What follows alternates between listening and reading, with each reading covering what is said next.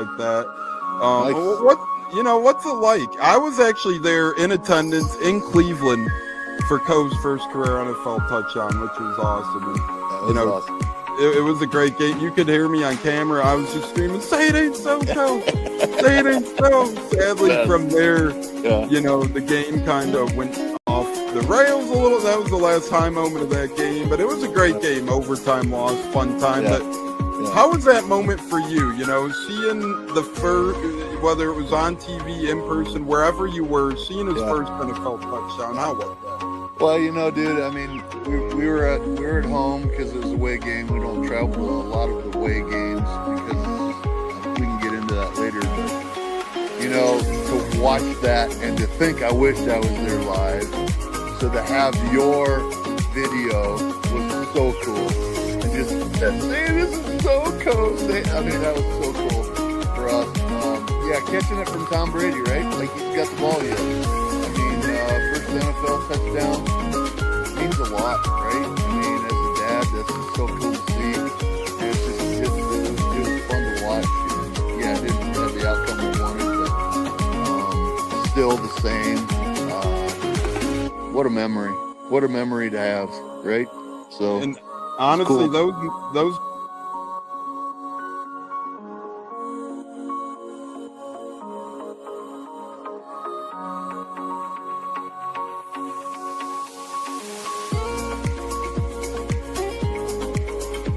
One of the best guests ever, the Buccaneers in the house tonight. You guys hear him on Tampa radio all the time. He's one of the best in the business. My favorite personal in the business. That's why I'm elated tonight. Growing up in the Chicago area, you're used to sports radio. That's what gets me through the day. So this man does help get me through the day, I will say, with the Pat and Aaron show at work. Nothing like it. So it's incredible. It looks like we got Stunna bumbling in. I'm Tampa Tones. We are joined by lead goon tonight, host of the Pat and Aaron show of WDAE, Pat Donovan. And it sounds like Stunna is bumbling a little bit. Going to put him on mute for a second until that gets a little clear. But we're joined by Pat Donovan. It looks like Stunna's hanging out with Cheech and Chong in a car with the windows up or something over there. It does look like you got a little... No, my camera's broke. And he was trying to pull me in big time. And then I was like, nothing's happened with Indianapolis yet. Like, I really want to give Indy a chance. And then also I talked to Cody Bruton, once he took over Rich McCann, was still like, well, look, I was like, y'all just give me the opportunity to explore free agency, see what's going on, and then can I make it do it? All right, everyone, you are tuned into the Buccaneers at wide receiver, Kalen Geiger, and we are about to have a great pod. This is the Buccaneers. You're tapped in, and here we go.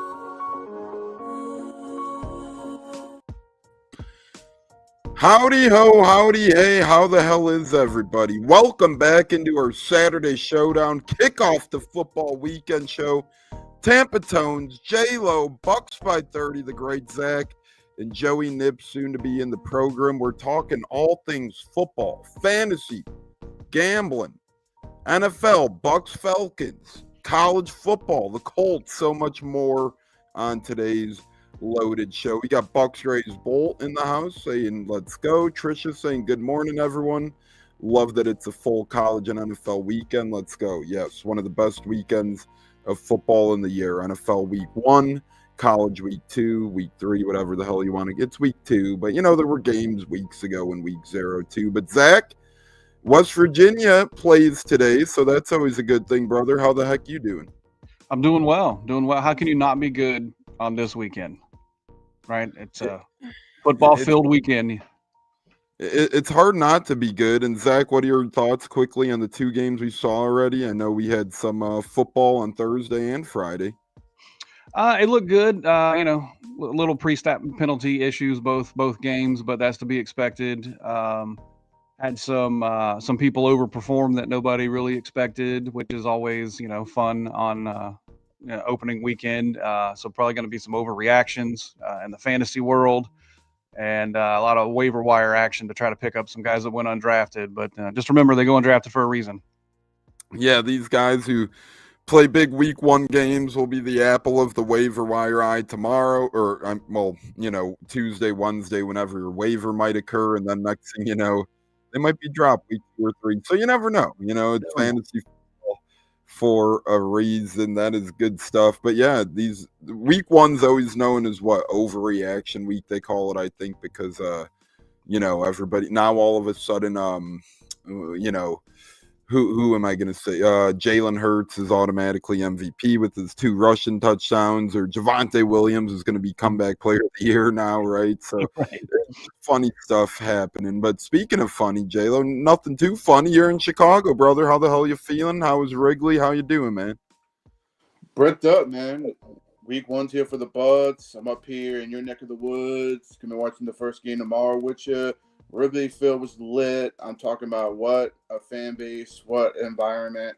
Just a real treat yesterday to my fun weekend so far.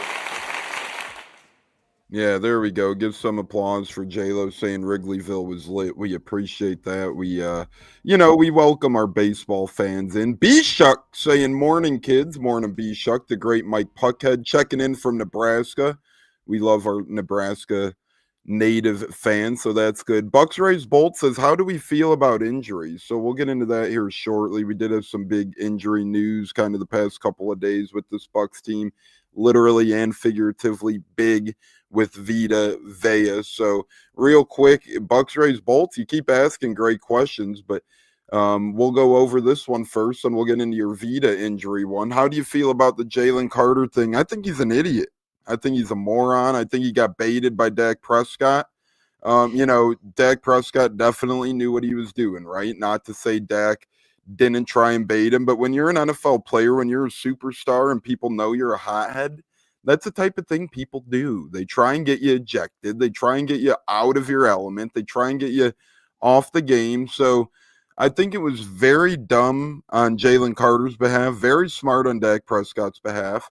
I don't think Jalen Carter should get suspended. I think him missing that game was fine, and I think he'll get a fine as well. But I think it was stupid on Jalen Carter's part, really disgusting to spit on somebody. And, I think he should have manned up about it and said, hey, I was baited by Prescott. I fell for the bait. I made a mistake. I spit on him. I shouldn't have done that. His excuse was so damn silly, trying to say he didn't want to spit in the direction of his teammates. It's like, bro, come on, man. We clearly saw you on live TV, and it wasn't like a water spit, right? It was like a full-on loogie that flew out of Bud's mouth. So, again, are people overblowing it with saying he should be suspended a little bit? Probably so. But at the same time, he just has to learn better. If he wants to be one of the top stars in this league, he has to be a little smarter than that. Zach, what are your thoughts on the whole thing? Yeah, man, at this day and age with the camera and every angle of the field and full glorious 4 and 8K, you can't do that stuff, man. It does look like Dak was the instigator, but it's the old adage in football, man. It's never the first guy that gets caught, right? So you just got to be smarter about it, because it did have an impact on the game. I mean, look how effective Dallas was able to run in the interior part of the line. So it did have a big impact. So unfortunately, it affected the outcome of the game, in my opinion. Or had a big impact on the game. It didn't really affect the outcomes per se, but the end game stuff, it did definitely matter. And maybe they do suspend him, and then it has an impact on the next game. You just got to be smarter than that. Yeah, and regardless, as you said, it had an impact on a lot of fantasy matchups. If you were against Javonte Williams, or even Miles Sanders gash off a 50-yard run, we haven't really seen from a guy like that in a couple of years past. So when you're that big of a player, you got to understand the circumstances. I agree with B-Shuck. It was nasty. Animal. Dak is an F for his part. I totally agree with all that. Bud, not leader mentality. That's all true. J-Lo, quick thoughts on it, and quick thoughts on the weather before we move on. No, definitely. That was just a bad move on his part. Couldn't agree more, both of y'all gentlemen, on Jalen Carter. But I think he'll just get a fat fine for the most part. He already missed one game. I guess that's pretty much good enough for the most part. Just got to be better, make better decisions. Simple as that. And then the weather delay, that was insane. It didn't even rain. That's the crazy part. But I guess lightning, whatever happened, and nothing really happened after that. The game pretty much ended. So Our guy John saying, "Go Big Red," another Nebraska fan in the group, popping his head in. Welcome in, John. We appreciate it. Yeah, Zach and I were chit-chatting a little bit in J-Lo's terms about CeeDee Lamb before the game, and as great as a ball player he is, he does have his fair share of drops. So, yeah, the Lamb drops cost him. The Sanders fumble cost him. But hopefully what doesn't cost the Bucs is injuries this Sunday. And Zach, tomorrow looks like the big guy, the big man, Vita Vea, probably going to be, probably not 100%, but he's going to be out there and giving it a go. And that's big news for Bucs fans is the injury report popped his foot injury in. I believe that was Tuesday or Wednesday that started circulating. And next thing you know, all hell broke loose on Bucs Twitter. But safe to say, as of right now, it looks like he's, should be out there for a good pitch count, a healthy pitch count.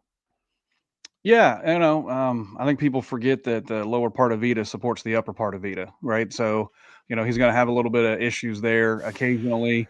This just gives, a guy like Elijah Roberts a little bit more opportunity to get in earlier and get some experience. So I think Vita on a pitch count is going to be, the best case scenario for us. And still, 70% Vita is better than 100% of most guys. So I'm not overly concerned about it as it is week one as well. I'd rather let's take it slow with him so that we don't have a bigger issue down the road. Same thing with Izzy, and the report came out that if it was a meaningful game, he could go, but they're going to be cautious. Yeah, I agree with you completely. We got the great Mrs. H, Marianne Hederman. Love the intro music. It's a good beat. I can dance to it. Go Big Red. Big Red Nation. We're going to have to talk about the Nebraska. Yeah. Maybe we'll do Buccaneers live from Nebraska. Hey, guys, how we doing? Get our Cornhusker hats out. J-Lo, thoughts on Bucs injury report, Vita Vea? I mean, as Zach kind of alluded to, people forget. And that's what I hate, too. I think Ian Beckles said it the best. He was on WDAE the other morning with the Pat and Aaron show. Shout out to our friends over there, Pat and Aaron. They're great guys. So, but Ian Beckles said he was chilling with Warren Sapp when the Bucs actually drafted Vita Vea. And Warren Sapp said, I don't like this pick, not because of the pick. I don't like this pick because I know how it is being a big guy. And, you're going to miss a couple of time here or there. Now, Ian Beckles said, hey, Sapp admits he's a great player. It ended up being the good pick, even with him missing time. But that's just a concern that people don't realize. And, even the Desmond Watson situation, when you're getting into big football players, a lot more injuries, health concerns, and other things rise to the occasion. It just is what it is. I mean, Vita can't help. He's so fucking big that his tooth got knocked out against the Colts because, an arm went flying into the air, right? Mm-hmm. But, Zach, thoughts before J-Lo jumps in? Yeah, I mean, it's the nature of the beast, man. Those dudes you're talking 350, 360. That's not easy on the joints. So, people just have to be patient with those kind of things. That's why I think we don't see Vita playing, 70, 80 snaps a game, because they're trying to prolong his career and not throw him out there to, get rolled up on or something along those lines, because, that's a bigger body's a bigger target. Bigger body, bigger target indeed. For those texting what's going on Facebook, I am not sure. I got to see what's going on. It seems like some technical difficulty. It's always something with our Facebook stream, so we'll see what's going on over there. But we'll see. We'll try and get it going up on Facebook. Our apologies. At least you could be watching live on YouTube and catch the instant replay on Apple, Spotify, Google, and so much more. But it's always damn Facebook lately. I'm gonna have to see what's going on. J-Lo, quickly, thoughts on the injury report, brother? I mean, luckily, Vita Vea was the big concern, and luckily he'll be on, like I gotta say, a pitch count. I think that's pretty much fair for that. I think he's very important on the D line. Benjamin Morrison, he's just not ready yet. He's got to learn the playbook more. I think we'll see him sometime next week. I think Bull said he'll get playing time next week. So for the most part, I think we're pretty much set, ready to go. As far as injuries go, is in. Hopefully we'll see him next week as well. But Vita Vea playing, that's a plus. Like I said, he's a bit pouring up the middle, get the pass rush involved. So I'm amped. I'm ready to go, man. That's worst case scenario as far as injuries go. Let's light it up on this beautiful Saturday, says Cleve and me. Let's do it. Let's do it. Bud Cannibalist says, let's bake. Let's fire it up. So, yeah, we're going to go over the entirety of the injury report now, see who else is in, see who else might be out for the Tampa Bay Buccaneers. It's actually not a terrible injury report. We obviously knew Godwin was not going to play. We knew Wirfs was not going to play. So, yes, that obviously makes things worse. But if you knew about those two, if that's what you were expecting, Christian Izien is out. So, that obviously hurts the depth a little bit, but that's not that big of a knockout blow. Benjamin Morrison out as well, the Notre Dame native. He was expected to be out. So, nothing too crazy there. Vita trending in the right direction, and everybody else is fully on board. So, Zach, pretty short little pecking order. We kind of knew the Morrison, Wirfs, Godwin thing. And then Izien, if that's the worst case, nothing against him, but we could be doing a lot worse. Yeah, absolutely could be a lot worse. Like I said earlier, I think Izien could go if it was week 17 and it was a must win or something along those lines. So he'll probably be back next week. Morrison will probably get a little bit of action next week. I think his isn't more injury related at this point. It's more of snaps and getting acclimated. So, we'll probably see him next week. But I think the bigger thing is, there's going to be something that happens in the game, so we just got to be, hopeful that it's not super impactful, because both of those games that we've watched already have had some pretty significant injuries that have happened in them that nobody accounted for. I don't think anybody had Travis Kelce taking out Xavier Worthy on their bingo card last night. No, and that's another thing where you never know what might happen on the damn football field. We might get Vita Vea in, and sadly, one play in, somebody could roll up and a new injury could appear. It's the National Football League. It's the NFL. Things happen, but I do like the alignment we have heading into week one. And you look at the Falcons side of things, it's kind of similar over there. They don't have a huge out list. Only DeMarco Helms is out. There's safety with the hamstring, and Jack Nelson, O-lineman, out with the calf. Darnell Mooney is questionable, so that's something to keep an eye on. But other than that, they're all a go. J-Lo, what say you on the Bucs Falcons injury reports?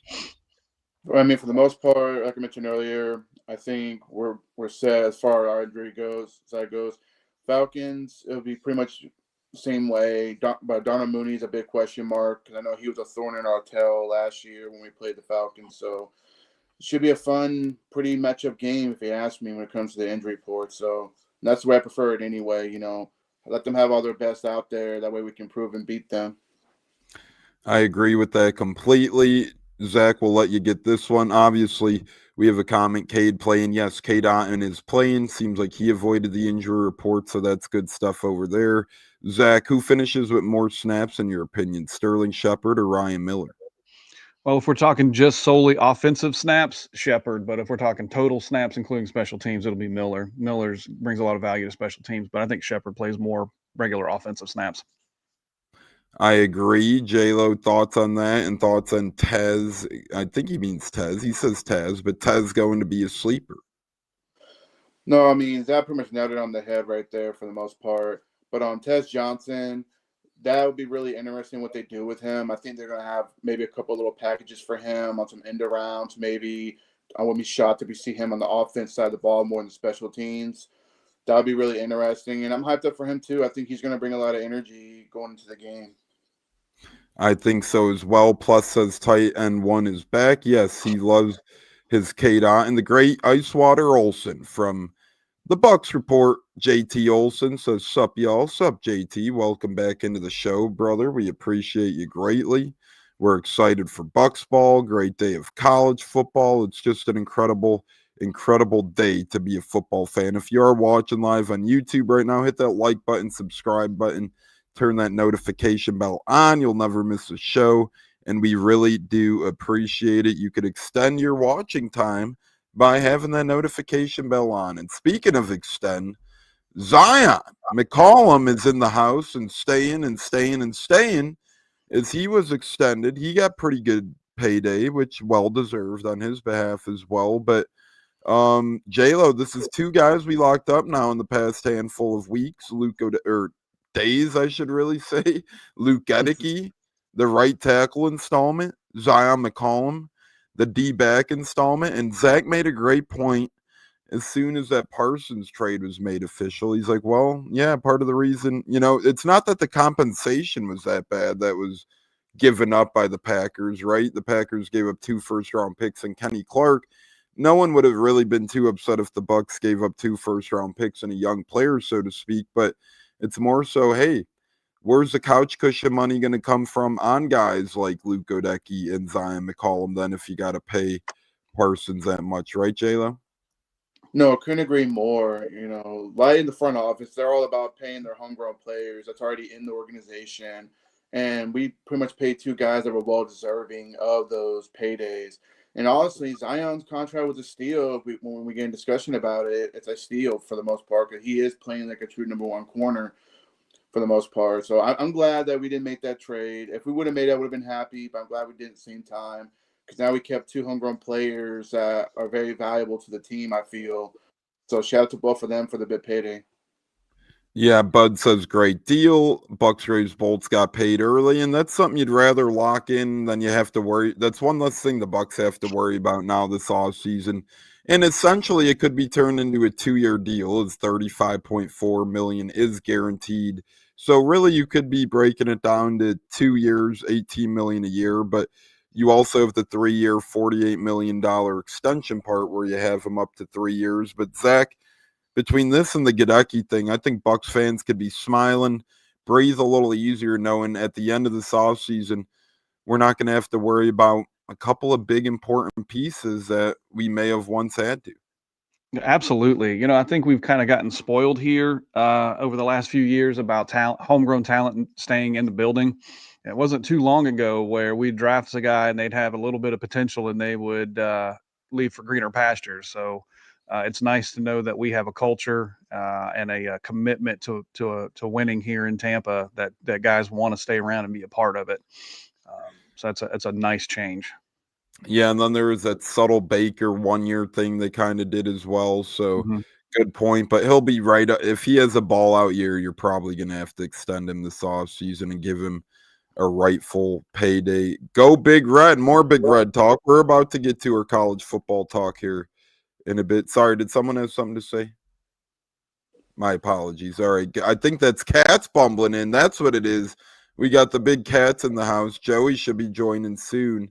Cats, how the hell you doing, brother? Thanks for joining us. It looks like it's sunshine day where you are, my friend. How you doing? It is. Yep, it is sunny here in St. Pete. A little hot, not terrible though. As we head towards September, that means summer's only 2.5 more months. So, yeah, but I am ready for tomorrow. I've been ready. This has been a slow week, and this will be a slow next 26.5 hours. Yeah, not that I'm counting.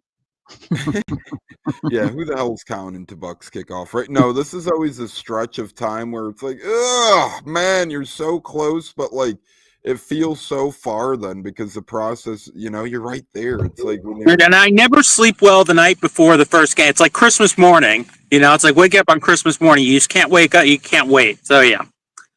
Yeah, I definitely agree with you. It is like Christmas. That's a great comparison. 2 of the best nights of the year are the night before football, the night before Christmas. We got B-Shuck doing his thing in the house. We appreciate you. Baker has another big year, and he is getting paid. Absolutely. You can't be doing the $35 million a year anymore if Baker does have a nice year, right? So we got to enjoy it now and not enjoy it now, but I'm saying enjoy his cap hit now, I should say, because that number's probably going to go up 10 to 20 million within his next contract. And it's going to be harder to bring some people back. We all know how that works when you get a big QB payday in the mix. Look at the Bengals, how hard it was for them to figure out what they wanted to do. Essentially, they pretty much have Higgins and Hendrickson only at 1-year extensions in theory. And we'll see if they could bring them back, but we'll see. I think Baker and the Bucs front office will make it work in the point where they will have cap flexibility still. It might cost them later on in the years, kind of like the Tom Brady thing, right? He retired, cost the Bucs a little bit, but we're playing for now, and the Bucs always play for now. And as long as the Bucs have a great year, which I think many are expecting, I think that they're going to find a way to kind of pinch this Baker contract in a good way. He's going to get paid, but they're going to make it in terms of it won't be that bad on the cap so much. Wow, the chat is lit. But Zach, thoughts on B-Shuck being B-Shuck and doing a super chat? That's awesome. Man, that's great. That's, like I said, that's just Brian, man. Brian's the best. So, and I agree with exactly what he's saying there. Baker has another year. We're going to have to maybe see more and more draft picks that maybe find a home somewhere else. You know, it was this year was the first time that we've had draft picks that kind of have gone elsewhere. You know, with Palmer getting cut because there was no more room in the receiver room for him, and that was somebody else that we've lost. So it's going to be a little bit more commonplace, unfortunately, but that's the nature of the business, right? As your talent gets better and you start to compensate them for their play, you know, you might lose some of those middle tier guys. Agreed completely. J-Lo, quick thoughts. Pretty sure this is David's last ride. Probably so, but never say never at this point, right? No, absolutely. And I think it's too soon to talk about it, you know, especially week one being here. I think right now David's in the zone right now to go try to compete for a championship instead of retirement. So that's the way I kind of look at it. I'll worry about that at the end of the season when it comes to retirement. In the meantime, let's just enjoy, you know, his possible last ride now. But, you know, he competes at a high level, so you never know. He could play another year. But in the meantime, could be. Let's go get a championship. I do disagree. I don't think the Bucs would ever consider franchising Baker at this point, only because, well, A, we don't need to, and B, it upsets the apple cart, man. No quarterback ever really comes back from a franchise tag and is appreciative of the franchise tag, right? So, you know, that's one of those things where you step on the QB's toes the wrong way and, you know, ugly things might happen, have to pay Evans. Yeah, that's always going to be a thing. MVP season coming for Baker. Cats, do you think Baker has a chance? Absolutely. MVP, you know? He absolutely has a chance, you know, especially, I mean, you put up numbers, you know, not, you know, maybe somewhat comparable to last year, you know, and the Bucs win the division again. Absolutely, I think he's in the mix. I agree with you. I disagree with this Evans last ride. Mm-hmm. I don't think it is. And, you know, he's still playing at an all elite level. He's still playing at a level that's better than a lot of his, and this isn't a knock on anybody in the NFL because they're all in the top 1% at what they do in the world, but he's playing a lot better than his coworkers are still. So this is a guy who's going to go get his money, going to go get his bag one more time, probably sign a 2-year deal again, and then fade off into the night after those 2 years, I would say. But I would expect Evans to be on the team this year and probably 2 seasons alongside that one still. And then we'll have that talk. But I'd expect 3 more years out of Evans. Zach, we do have a text into the show. What do you guys think is the thing to keep an eye on most tomorrow? Thinking the O-line and Charlie Heck in for worse. Do you agree with that, Zach? Yeah, I guess. But I think Grizzard's had enough time to put together a plan for that. I think we'll see a lot more 12, maybe a little bit of 13 personnel to kind of help with that, depending on how it's going. A lot more, 3-step as opposed to 5-step drop. Maybe we won't get to see that down the field game that we've been hearing about so much until Wirfs comes back. But I think they've had enough time to plan for that. I think more of an issue for me might be that that hole that Isian's leaving a little bit in the secondary. You know, I think it was Zion that came out and said that Mooney is one of the hardest guys in the league to cover, and that gives them a little bit of issues. And if we've got a piece missing in the secondary, that could come up. You know, we always have like trouble sometimes with those 3 and 4 receivers that they have like that game of the century against us. So that gives me a little bit more, indigestion than anything. But if we can take advantage of that right tackle being, 3rd or 4th string guy with Reddick, that shouldn't be an issue. I agree with you completely, and we'll see with that. But something to keep an eye on is when Wirfs might be back, right? We'll see what he'll be back. But yeah, Mooney always seemed to be a Bucs. You know, he had a couple good games against us, so we'll see. Look at these Falcons defensive tackles. The key to the game will be running the ball down their throat. Katz, you seem to agree with that, my friend? I do. I mean, I've seen some, and I don't think many, think, oh, well, they let Grady Jarrett go because he's washed. I don't believe Grady Jarrett was washed. JT, you can chime in if you want. I think he was quite a good player, and they just did not have the cap space because they used it on guys like Kirk Cousins, who's still there on their books. So, they had to let a good defensive tackle go. So I agree with that. You can run the football, and I think that's also a good way to neutralize a young pass rusher like Pierce or Walker. Even Leonard Floyd is a guy, if you can run the ball in his direction, that's not what he wants to be doing, is playing the run. So I agree with what JT's saying. Yeah, I agree with you as well. Joey Nips, welcoming into the show. How the hell you doing, brother? Welcome in. We're rounding up our Bucs talk. Still got a couple things to go, but how the hell are you? Doing great on this Saturday morning. Like you said, it's the eve of the NFL. Both our teams play at 1 Eastern tomorrow, which is always interesting, but could lead to double victory Sunday at the compound. So looking forward to it, and let's get rolling. We're that close. No need to say anymore. Yeah, Bucs Mashup bets time, where we go over some Bucs bets of the day and see what's out tomorrow and see if we like any over-unders and kind of dig into some of the prop bets and so much more for our Bucs bets segment, which is brought to you by us. There's no sponsor for that. So, yeah, it's the second year we're doing this. It's a fun segment, and we'll see. It was a little better 2 years ago, I will say, because on Sunday the lines are a little more sturdy, but you can still get your bets in now. Nothing against getting him now. So, Baker Mayfield over under passing yards, 244.5, J-Lo. Will Baker get to 245 passing yards tomorrow against Atlanta? Tough one. I say yes. I think he'll be over. ACATS for Baker Mayfield, it is over under 1.5 passing touchdowns throwing for him tomorrow. Do you think Baker Mayfield throws 2 touchdowns, or are you going with the under? I do. I'll go over on that one. Zach, Michael Penix interception is even money. Would you take that Michael Penix throws a pick, or would you sit that one out? I'd say he throws one. Yeah. I agree. B-Shuck is playing as well. Bucs Bolts is playing as well. I love it. They're playing along, and all you guys could join in on the fun. B-Shuck goes over. Yes. Bucs Bolts says yes. Thinking over. So good stuff there. Joey, total pass completions by Baker Mayfield over under 22.5. What say you?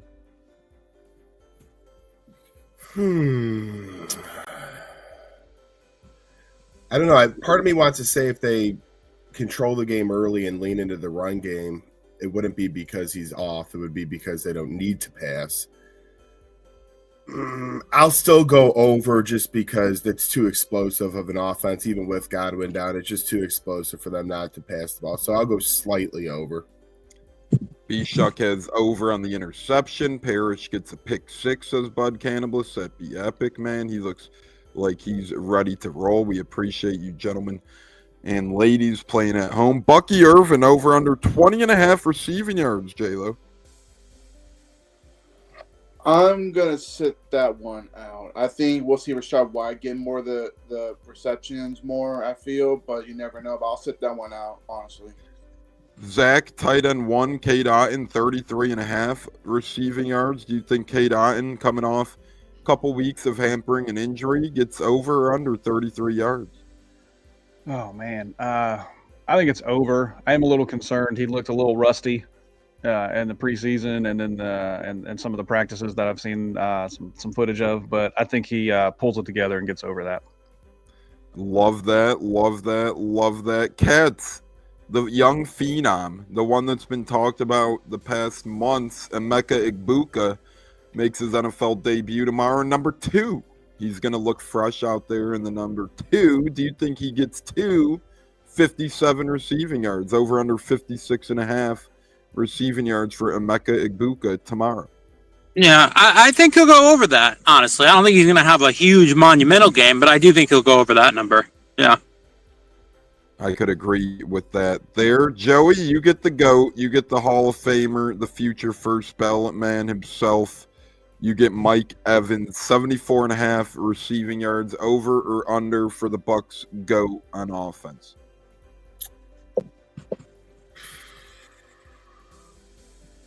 I'll go over.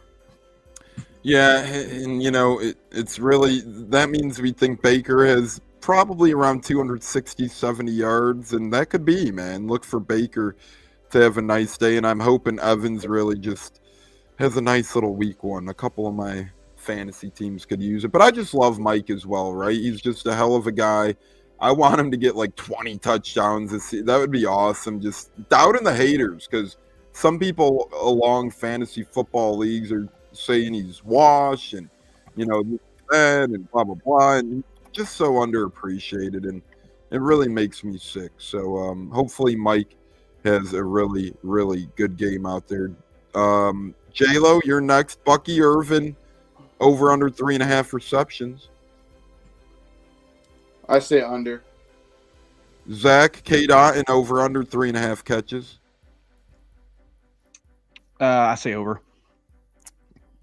Cats, Mike Evans, over under 5.5 catches. I'll go over. Joey rounded out Emeka Egbuka, over under 5.5 catches.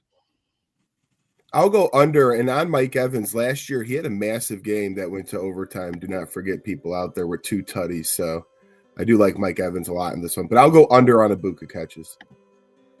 I love that on the Evans. And yeah, Egbuka, I could see going like 4 for 60 tomorrow and a touchdown, getting his feet wet a little bit, having a nice little game out there, but maybe not a lot of volume. But again, without Godwin and McMillan, you just never know how much they rely on Egbuka. By the way, I got another text. Where's the Facebook stream? We're in a battle with Facebook, man. They're just being assholes. So we're live on YouTube right now, but Facebook's been giving us problems all summer, and it's not stopping now, sadly. So gonna have to look into that. Maybe I'll move to Twitter instead of Facebook for the secondary stream, because if they all figured out the Chiefs-Chargers game yesterday, they could figure out, come on, old technology, get with it. YouTube it up. Just annoying that it's even, for 4 years we didn't have a problem on Facebook, and now all these, all these countries around the world, I'll just say that, try and strike music like this, and they don't even own it, and then they drop it. It's just confusing, and Facebook is just not helping. But YouTube, always come to YouTube. That's where you can always find us. And like I said, maybe we'll move to Twitter. So we'll see what the hell is going on there. Touchdown scorers time. This is where we break it up and see if we could really win some big money out there. Touchdown score. Let's see. I don't even know if they're listed yet. That might make sense because they might be waiting for tomorrow with that. So what can you do there? We'll go over defensive props and we'll call it a day. Player to have a sack. If you put $10 on Yaya Diaby to get a sack and he gets one, you would win $17.50. J-Lo, is that a bet you would make? Absolutely. I made that bet. Zach, if you put $10 on Kalijah Cansey to get a sack and he does, you would win $24.50. Would you make that bet? I would make that over the Yaya bet. Yeah, I would. Cats, you get Hassan Reddick, $10 to get a sack for Hassan Reddick. To me, this is great value. You'd get $27.50 if you put $10 on Hassan Reddick to get a sack. Do you like that? So they really don't think he's going to get one, it sounds like. I think he will. If they're giving that, they really don't believe he can beat. I know they'll probably put a chipper over there or something, but they don't believe he can figure out a way to get him a sack, and I'll take that bet. Joey, Vita Vea times 3, so $10 to get a sack would win 30 with the big man. If everybody else is getting a sack, it's a little hard since he's a little banged up. And this one, I'm going to take the under on that. Oh, and we do. They finally just popped in to close out Bucs bets. We get touchdown scores. So cool. We'll start with you, J-Lo. Which of the quote-unquote big wigs would you bet to score a touchdown? Bucky Irvin, $10 to win $9. Mike Evans, $10 to win $11. Or Mecca Ibuka, $10 to win $18. I gotta go with Big Mike. Big Mike usually gets a tutty every week one, usually every season starts. So give me Big Mike on that one. Cats, out of these medium guys, who would you bet on to score a touchdown? K. Dotton, $10 to win 26. Rashad White, $10 to win 26.50. Or Sterling Shepard, $10 to win 44. K. Dotton. No hesitation from me on that either. He had 2 against Atlanta in the second meeting last year, if I recall right. Yep, you're completely correct on that. And he really had a nice second half last season. Let's hope that continues.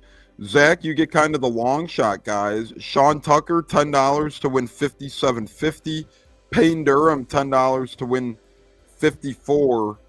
And if Baker happens to run one in, $10 to win 70. Or Ryan Miller, $10 to win 90.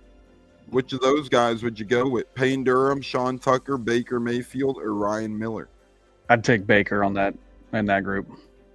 Yeah, somebody commented that they think Baker's going to run one in as well. Bucks Rays Bolt said thinks Baker gets a rushing touchdown.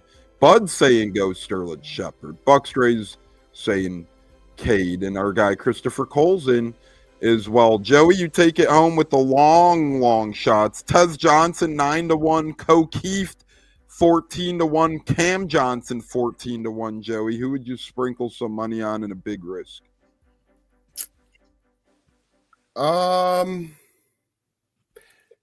Give me Tez, because with the whiteout game, somebody else besides Evans is going to have to step up tomorrow, and if it's not Ibuka, it'd have to be him. I'll go Tez. I'll take my long shot there. I love it. And then J-Lo, you take us home with Chase McLaughlin over under 1.5 field goals. Over. I see him getting a couple field goals for sure. And there we go, ladies and gentlemen. That is our Bucs bets. I loved everyone playing along. Christopher Cole, Bud, B-Shuck, everybody else commenting. That's great stuff. And that'll be a weekly segment of ours. Always our Bucs bets. Find out the latest and great. It helps people learn the lines, right? Some people might not dive in until tomorrow, but now some people might have a good idea. Hey, this is what I'm thinking. Or it helps people just, hey, I don't want to bet college today. I'll put in my money on some NFL bets tomorrow. Wow. Look at JT Olson. Got my 5-leg parlay locked in at plus 62.54. I'd love to see who's on that parlay. If you do want to let us know, JT, sprinkle it in. But that's a great sounding parlay right there. Speaking of great, it's time for our Bucs player of the game and score predictions and Falcons players to watch, ladies and gentlemen. J-Lo, we'll start with you here, brother. Let me get the handy-dandy paper out, my friend. J-Lo, Bucs player of the game, Falcons player to watch out for, and score prediction for Sunday at 1 o'clock Eastern, brother, in Atlanta, Bucs Falcons. We are finally here. I'm ready to go. Player of the game. You know what? Give me Mecca Ibuka. I think he's going to have a very big game. I think he's going to be very dependent on in the pass game and the bubble screens to get those quick first downs or those yardages. I think he scores. I say he scores 2 tutties tomorrow. I think that he's going to be that dependable because they're going to be doubling Mike for sure on the pass, especially we're going to try to run the ball a lot as well. Falcon player to watch. I will say be on the lookout for Terrell, their corner. I think that's one of their star players, and he usually gets Mike a little fits here and there. So I think that's a player to look out for as far as coverage-wise. But I think we'll be able to run the ball really well. With that being said, Bucs win big. I'm going to go big on this one. I say Bucs win 35, Atlanta 17. I think Penance is going to have a very rough day trying to get the ball out with that blind side, not being well protected. I think Hassan's going to eat, and so will Yaya. I think we'll finally get pressure, and we'll get a couple turnovers for once. I think this team is ready to start, creating turnovers. So I think we'll pick off Penix twice, and we're just going to blow them out of the water in the first home opener. Okay, who was your Falcon player of the game again? And then we got to move on. Terrell, the corner. Be on the lookout for Terrell. Okay, Joey, what say you? Pops texting about the show. He says 27-23 Bucs. Bucky player of the game. Joey, what say you? Yeah, I'm in a similar category on the score. I'm going to go Bucs 27, Atlanta 20. And then my player to watch out for, this is nothing new. You guys know him well, but Kyle Pitts usually seems to have decent games against Tampa Bay, especially last season. He had a couple of them. So with the linebackers, where I'm a little iffy on outside of Levante, I just make sure they can get Kyle Pitts contained, because he seems to not do always big things. But again, a couple games last year against the Bucs, he played pretty well. Bucs 27, Baker Mayfield player of the game, Falcons 20, player to watch out for, Pitts. Love it. 27-20 Bucs there. B-Shuck again, super chat. There's a Bucs game tomorrow. This guy is incredible, Zach. I love this guy, man. He must be printing money. Yeah, I'm telling you, you'll not find nicer folks than Brian. He's just a great fella. Yeah, and Zach, that leads you to your player of the game prediction and score prediction, my friend. What say you? Man, I think the player of the game is going to be Baker. I think he's just going to come out and command the game. He's just going to play clean, get us what we need to win. I really want to say this is going to be a beat the brakes off type situation, but I don't think it's going to be. I think it's going to be a little bit tighter, but I think it's going to be 24-17-ish Tampa. Player to watch out for, I was going to say Pitts, and then Joey sniped him, so I'll go in a different direction and say Mooney. If Mooney plays, that guy he's just such a thorn in the side for our, second and third corner. So, but yeah, 24-17. I love it. I love it. Mooney is a thorn in the side for sure. Cats, take us home if you can. So far, we have Baker, Bucky, Igbuka's player of the games, a plethora of Bucs victories, and then Terrell, Pitts, Mooney to look out for on Atlanta's behalf. Well, I like Bucky Irving as my player of the game, and I think Bucs win 24-20. As for Atlanta, Jesse Bates, he had a very good game against us in the second meeting. He forced a fumble. He also had an interception. I don't remember what he did in the first meeting, but he's a good player. He's a solid player. He's a playmaker, so I'd be careful with him. But yeah, that's where I go Bucs 24-20. I love it. I love it. I love it. I'm going to go with week 1, Smash Mouth football, new offensive coordinator in the fold. I'm going to go with 31-26. I don't know. I think Younghoe Koo needs to earn himself. I think he has a lot of field goals tomorrow. I think this Bucs defense bends a little bit but doesn't break too much. I think they protect the end zone pretty well tomorrow. I'm going to go with Kalijah Cansey being my player of the game. I think he's going to burst onto the scene tomorrow, get a sack or two, be a ferocious run stopper up there. I think Bijan Robinson's going to be saying, I don't want to play this team anymore when it's all said and done after opening his mouth like a belligerent fool the other day. Oh, we love playing the Bucs. You've been in the league 1 year. What the hell do you mean you love playing the Bucs? I don't remember him running the ball particularly well against us. They threw the ball well on us, and they had their refs with them. But I don't remember him, having any huge games against us. I could be wrong. No, I agree with you, Cats. And again, whatever happened to the young people, in the league respecting the elders, right? Like a guy comes into the league, they have two wins against the peeps, and now he wants to talk all this smack. Was last year's rookie year, or was that his second year? It was a second. 23 and 24. Yeah. So he's going lost into to the year Bucs 2. before. It's not like he's undefeated against us either. Yeah, And didn't we go 2-0 against him his rookie year too? We split. They won the game here, and then we won the rematch. Oh And yeah, in both, that was and in with both games, he Desmond. only That had, was with Desmond Ritter starting, right? Right. and in both games, he only had 63 yards and 61 yards last season. Not much receiving either. You beat me to it, Joey. There you go. Thanks for that. And oh yeah, I'm an idiot. I was at the 2023 home loss to the Falcons where Baker had that long epic run. Remember that? Baker had like the 40, 50-yard scamper, and then he ended up throwing an interception in the red zone. And that was the game Winfield almost saved us too with one of those peanut punches right at the goal line. That was a really fun game. So even though we lost that game, but yeah, Bijan, okay. You're what? You're 3-1 against us, so screw you, bud. We're gonna teach you a lesson, and Elijah Cansey is gonna help us. Sweet, you were going to win. Watch out for the broom again. Oh boy, here we go. Euro bows. Oh boy, sweep. Hey, how's your playoff appearance going last year, sir? Why is that, sir? How's your playoff appearance from 2 years ago? When the hell is the last time you guys made the playoffs again? I don't The year after they won the Super Bowl. Yeah. No, it's true. They did beat I remember they beat the Rams and they lost to the Eagles, and the Eagles went on to win the Super Bowl, and that was the last time they made it.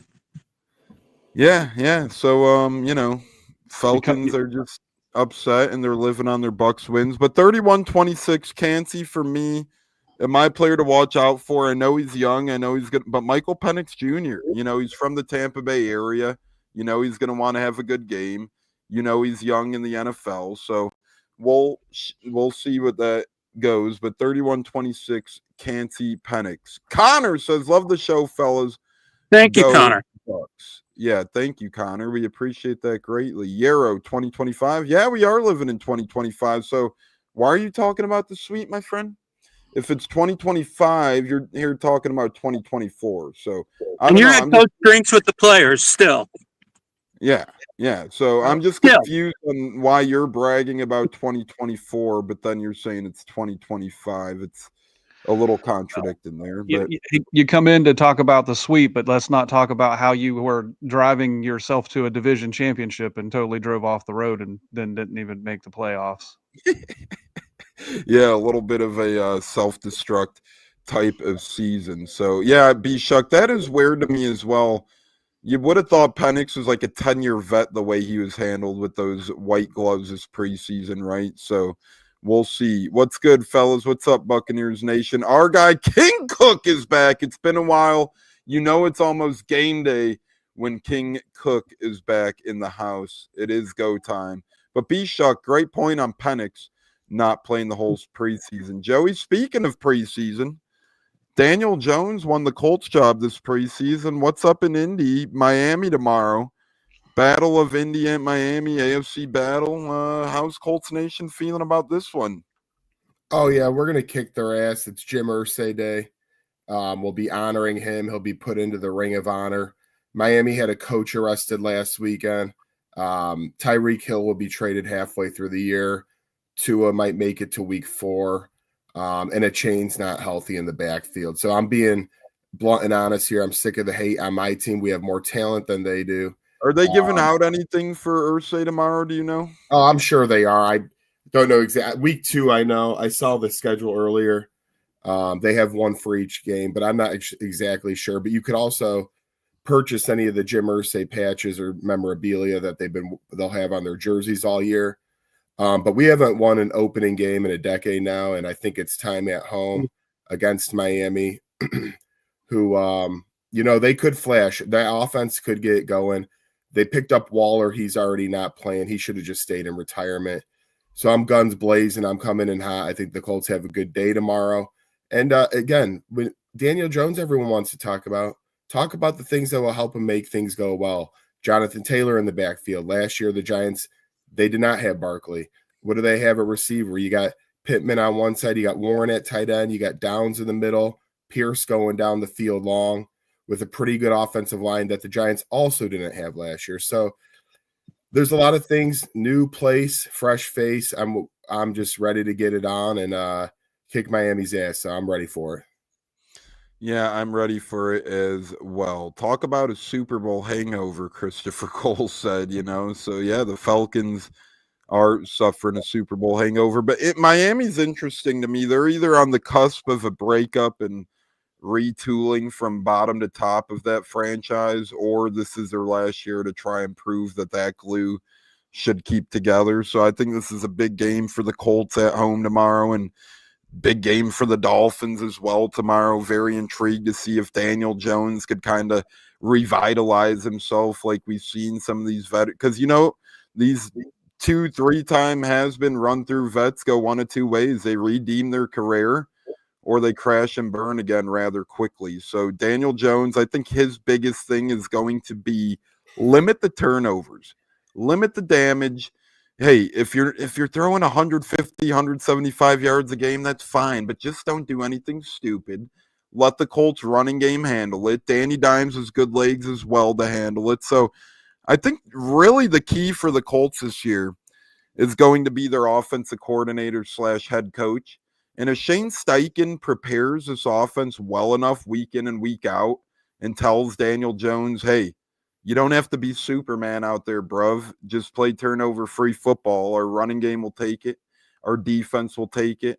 They have a pretty good special teams unit. I think Steichen just has to send the message, make it very clear to Daniel Jones. We don't need you to try and do too much out there like you did in New York. We just need you to be your first couple of seasons, Daniel Jones, when you had Saquon. You got Jonathan Taylor here, damn it. It's just like when you had Saquon. Use him to your advantage. So it's going to go one or two ways with Danny Dimes. It's either going to go beautiful. I think he's going to have a nice little season, revitalize himself, or it's going to get ugly. But I'm rooting for the beautiful. I think it's going to happen tomorrow at least, and I do think Miami just seems like they're in a weird funk right now, man. I really can't get a good feel for the Dolphins, but I don't have a good feeling for the Dolphins.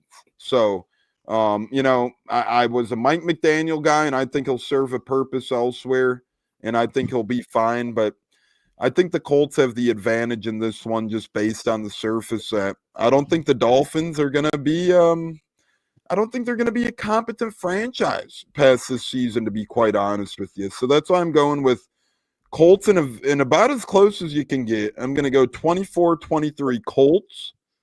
And my player of the game for the Colts tomorrow will be none other than the rookie, Tyler Warren. And I think we're just going to go and see how big of an impact a guy like this could make on the football field for a team like the Colts. And Daniel Jones, Anthony Richardson, whoever their QB might be at the end of the year, they're going to have to use a guy like Tyler Warren very effectively, very efficiently. Joey, thoughts on what I said, and what's your score prediction? As Pops texting 23-17, Colts player of the game, Jonathan Taylor.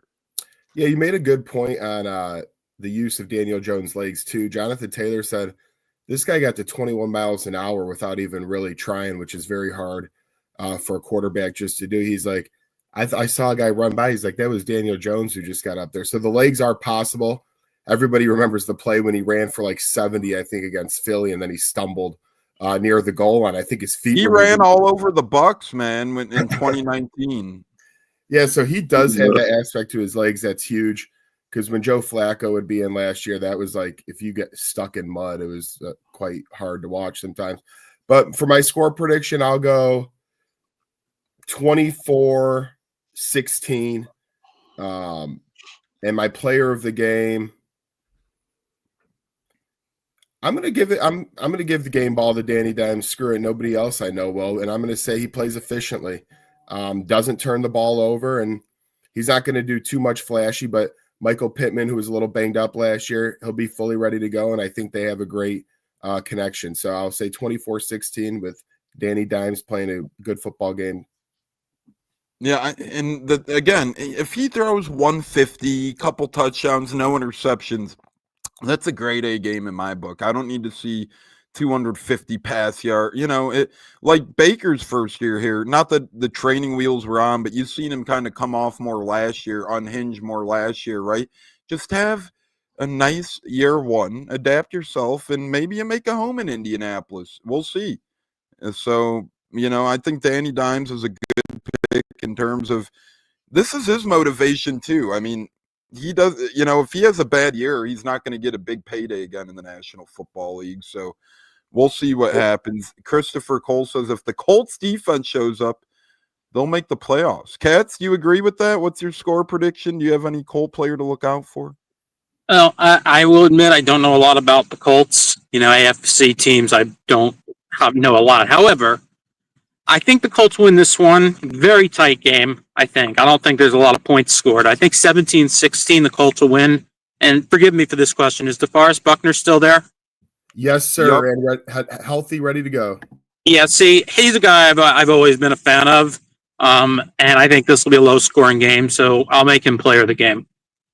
And I like that they picked up. I thought Javarius Ward was a good pickup for them as well. Yeah, they did some very good things in the secondary, some very notable things for sure over there. J-Lo, what say you? Your man is on the bench, but do the Colts find a way to victory? No, I think they do. I think they finally break this curse they've been dealing with on opening day for them, and especially not on Jim Irsay, who passed, RIP. I feel the Colts are going to come in with much more fire. I think they'll definitely take down the Dolphins. Give me Colts 28, Dolphins 18. I think they go for 2 some weird way. But I think this is the Colts' day to win. Player to look out for, I say Michael Pittman Jr. He got paid a couple of years ago. I think he shows up healthy, and he'll make some mid plays. I'd like to see him getting 2 tutties tomorrow.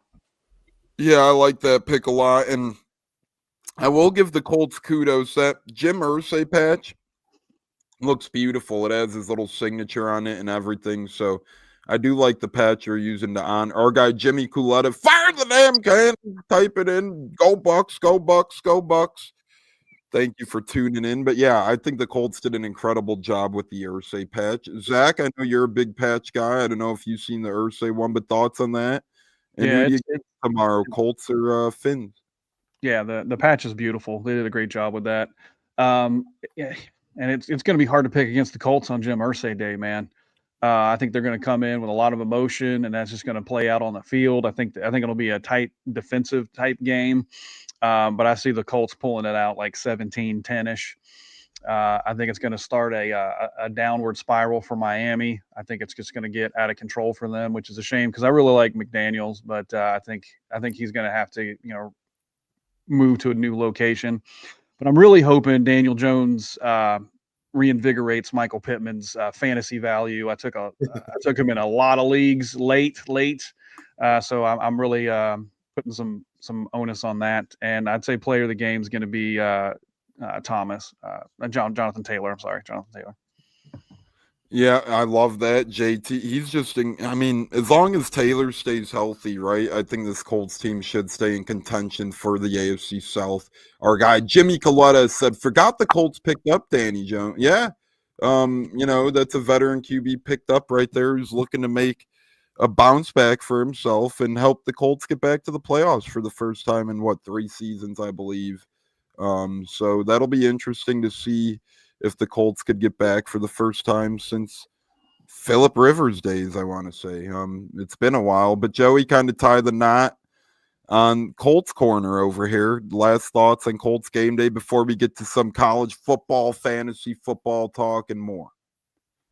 Yeah, I think Jimmy needs to do a little more research, but it's been a long off season here. So, no, in all honesty, the Colts, listen, it's a lot's on the line. If they don't make moves this year, you might see some changes as well. We talked about Miami.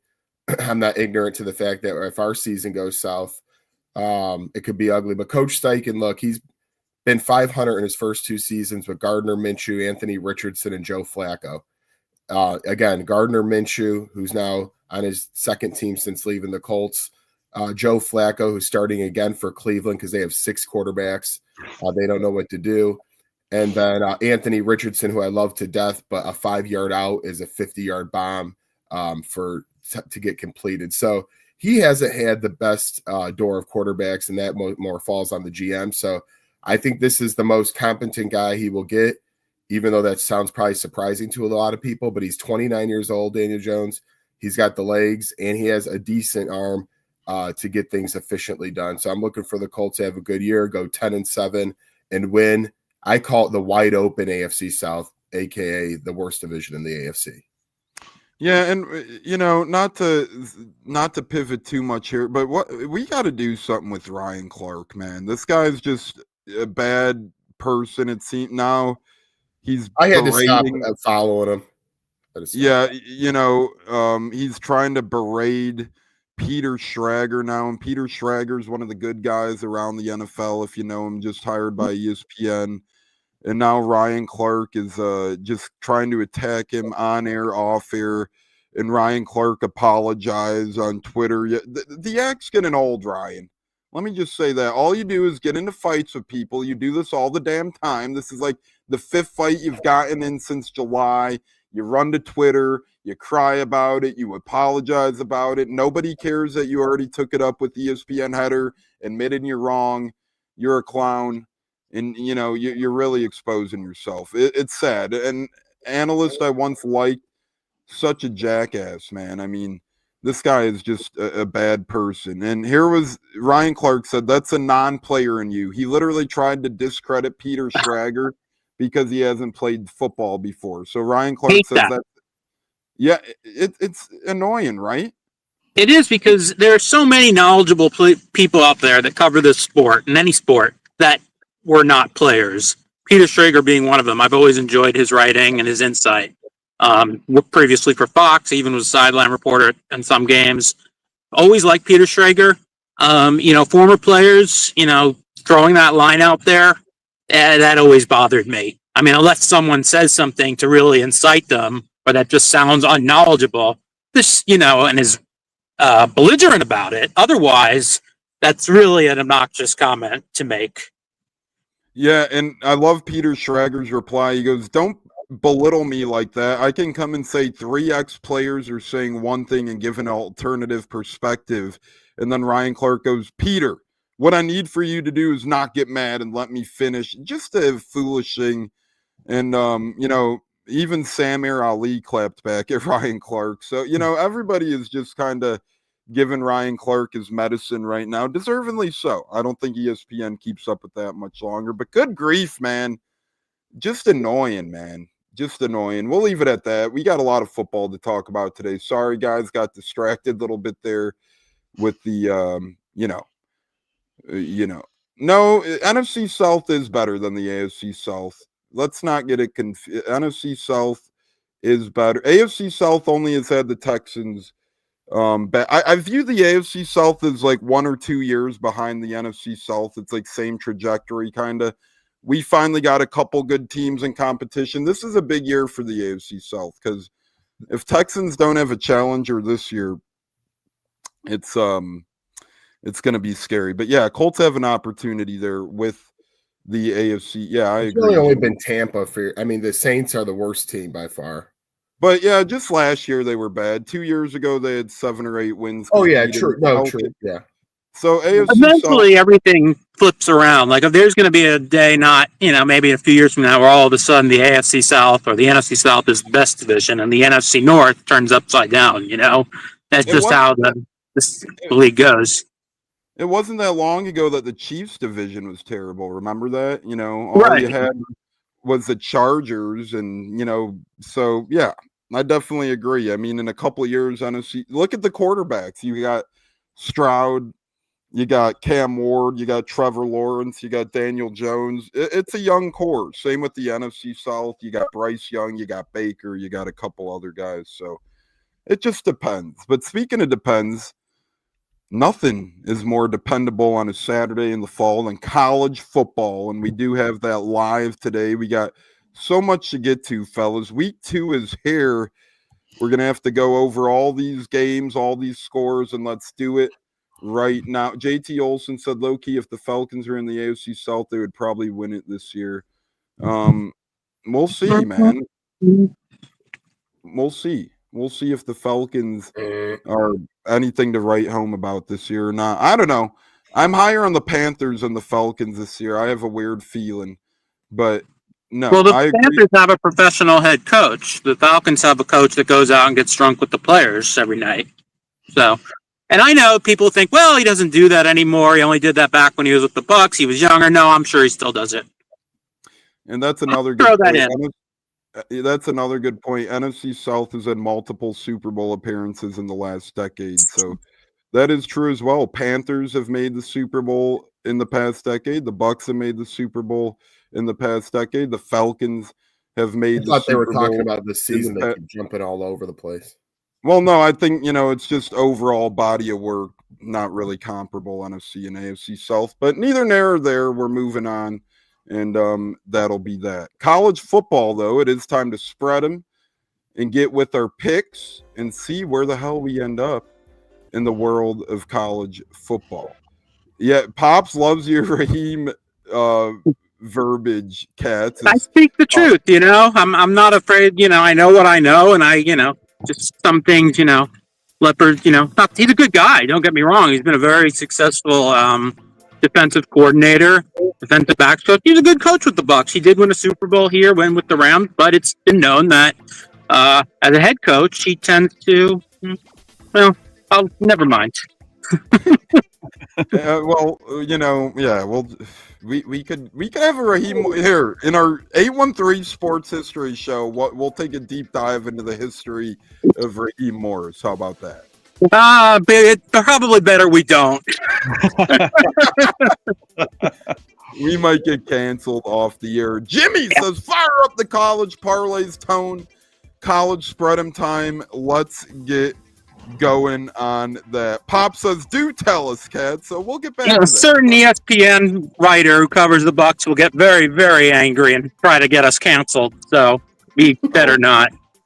Oh boy, we'll sit on our hands for now then and see what the hell happens. But J-Lo, you're kicking us off. 24th ranked Texas Tech at home against Penn State, who won their first game in over 2 years last week. 47.5 point spread, J-Lo. Do you have 24th ranked Texas Tech winning by 48 or more? Oh yeah, Texas Tech will win big. Congratulations on their, the other team opponents on first victory in whatever years, but it's gonna be cut short. Texas Tech's gonna remind them, yep, congrats, but you're not winning this week. Texas Tech. They beat the almighty Merrimack. Don't forget that's who that's who Kennesaw State beat. So, yeah, interesting over there. Joey, being the Indiana guy, to me the spread is interesting. 23rd ranked Indiana, noon Eastern, taking on Kennesaw State, minus 36-point spread. Kennesaw State almost upset Wake Forest last week. Joey, do you think 36 sounds about right here? What say you? Fuck Indiana. They lost me my lock last week. And I was not happy how they played against Old Dominion. So I think Kennesaw covers the 36. Yeah, I kind of think that's a little bit too rich for my blood as well, the 36. I'll take the next one. Pittsburgh given 23 points. Home against Central Michigan, noon Eastern. I think Central Michigan covers. That's a big spread, 23 points. They went cross-country last week and beat San Jose State in California. So, Cats, number 17th ranked SMU takes on Baylor. Baylor is 0-1. SMU is 1-0. SMU is ranked 17th in the country. Only a 3-point spread, Cats. Does SMU cover? Yes. 3? Yes. Give me SMU.